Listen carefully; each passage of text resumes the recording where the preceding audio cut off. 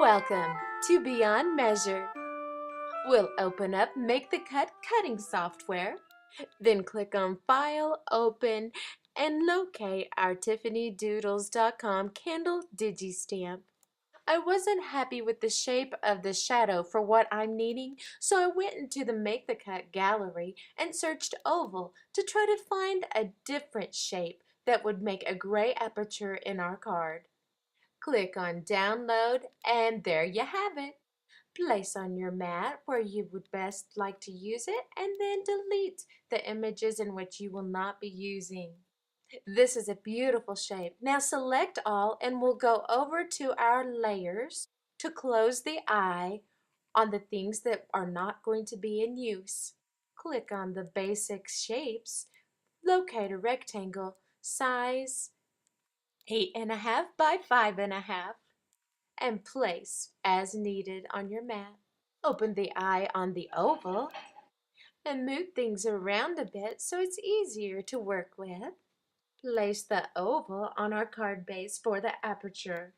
Grab another rectangle from the basic shapes and size to 4.25 by 5.5, and the other was 5.5 by 8.5. Select the oval and the rectangle. Click on Boolean Join, go in the little menu and click on Exclude and Apply to create your aperture. And this is the Minecraft Studio Elite software. After downloading your Tiffany Doodles digistamps to your computer, you'll need to locate them within the software. Click and drag onto the mat, size and/or shape in which is best for you.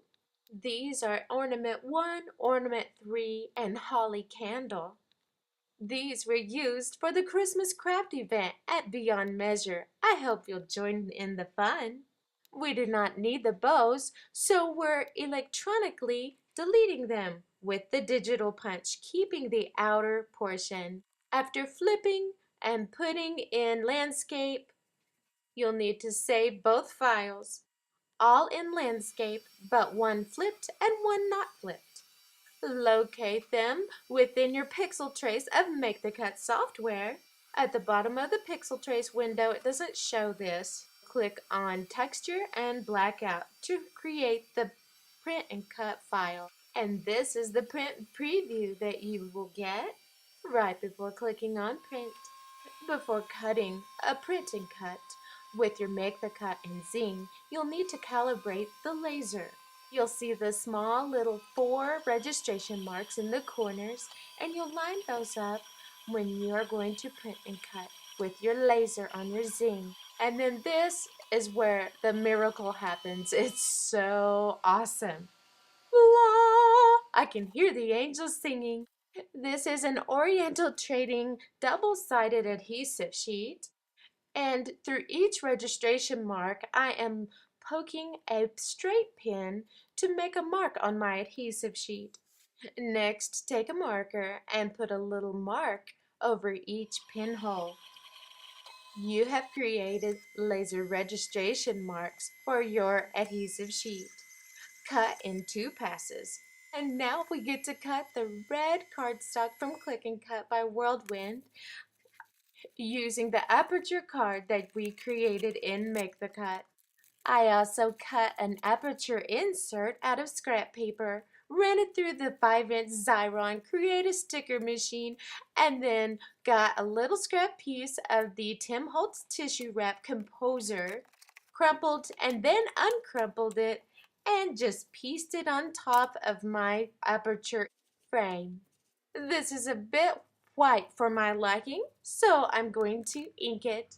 We're using Tim Holtz Distress Ink in old paper, walnut stain, festive berries, and aged mahogany. Then just sporadically trimming it kind of wavy-like around the edges. And run through your Xyron, create a sticker machine, and ink a bit more.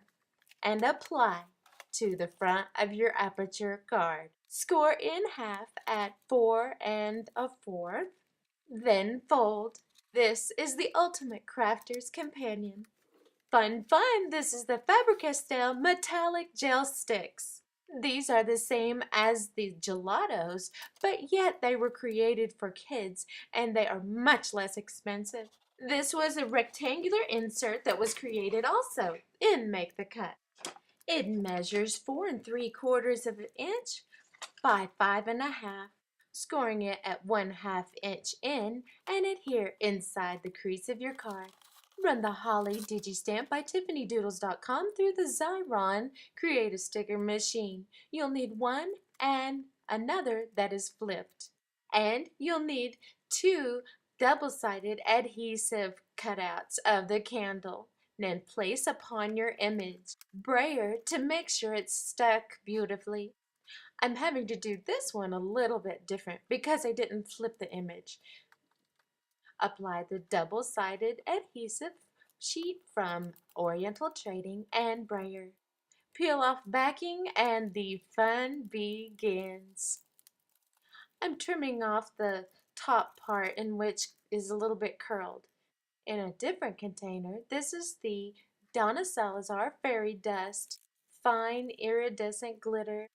Rub thoroughly so that you make sure to get the glue stuck beautifully. Next, we get to color our image with Sharpies, Copics, and Big Markets.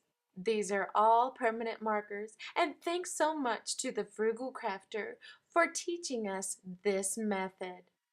You can not only do solid colors, but you can also shade. But you just cannot press very hard because it'll kind of make a trail through the glitter.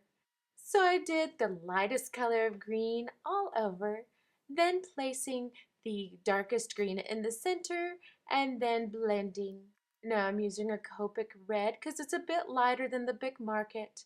And then I used the Big Market and now a couple of different yellows. I'll be happy to look up the exact yellow for you if you'd like. Just leave me a note at the bottom. Again, make sure to color with a light hand. And for the candle, since the lines are so fine, you want to have an ultra-fine Sharpie to outline the image. But on the ornaments, you can use a regular size Sharpie. If you could only see this in person, you will just love, love, love this technique. Now, peel off one of your digi-stamps and adhere a piece of thread down the center of your digi-stamp. Next, peel off your flipped image and adhere to the other one, enclosing the thread in between the two. They should match up perfectly and press together gently but yet firmly, making sure to press down the center where the thread is too.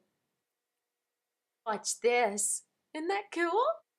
Now it's time to assemble the aperture of our card. You'll need to place a glue dot and or a glue strip along the two edges of the aperture. Plus, you'll need to run the aperture insert through the Xyron Create a Sticker machine. Place the image in the oval and pull the string taut and adhere your insert. Woohoo! Now we get to decorate the front of our card. This is the Rubber Cafe's Scrap Happy Sheer Glue. This adhesive is different in that when it's dry, it is still tacky. So this opens up a plethora of different techniques that cannot be done with other glues. Then you need to get some craft foil by BE and just press on the glue that has dried but is still tacky. Woohoo! Now we get to go back to Minecraft Studio Elite software. You'll need to locate your Tiffany Doodles digistamps that you downloaded into your computer and then click and drag onto your work surface. Click on the Effects tab and Color once you select the image in which you need to color. Under Color Boost, there's the red, green, and or blue little toggle. You can even create brown with red and green. So as not to waste the cardstock, I like to create quite a few. Make sure you save your file and print. So our glue is dry but tacky, and ready to receive the foil. These are our wonderful sentiments from TiffanyDoodles.com. Now, the scripture didn't come from TiffanyDoodles.com, and this is the uber awesome Martha Stewart Gold Glitter Pen. This is the Probocraft Cuddlebug and the Spellbinder Shapeabilities Banners die. I accidentally filmed the banner die placement out of frame, but spellbinders are great to use with the Tiffany Doodles sentiments, because placement is easy. The cutting sandwich is AC, DC, BC, and the embossing sandwich is ADC Matte CBB. And ink with a light hand with old paper and festive berries, H mahogany, and a bit of walnut stain, Tim Holtz Distress Inks. And oh my goodness, I'm known as the glitter girl. We must put some shimmer and shine on this one too. Use the gold Martha Stewart glitter pen around the edges and rock candy distress stickles over the sentiment. Next, we'll use the Martha Stewart Oak Leaf Punch. This punch is one that you really gotta have for the holiday season. Just punch out a few out of leaf green and Christmas green and adhere with the Scotch Quick Dry Adhesive.